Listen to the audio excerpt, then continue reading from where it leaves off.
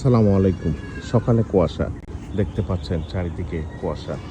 আরও সকালে আরও বেশি ছিল, আস্তে আস্তে কমতে শুরু করেছে এবং ঠান্ডা অনুভব হচ্ছে সকাল থেকে। মনে হচ্ছে যে শীতের আমেজ। আজকে মে মাসের 3 তারিখ, মনে হচ্ছে শীতের আমেজ, শীত আসছে। এরকম আবহাওয়ার এই পরিবর্তনের কারণে বিভিন্ন অসুখ বিসুখ, মানুষের বিভিন্ন সমস্যার সম্মুখীন হতে হচ্ছে। ফল গাছগুলিতে সঠিক ফল হচ্ছে না, ঝরে পড়ে যাচ্ছে এই আবহাওয়ার কারণে। আম গাছগুলিতে আম নাই বললেই চলে, সব আম পড়ে গেছে, ঝরে পড়ে গেছে। কিছু করার নাই। দেখেন আম গাছগুলিতে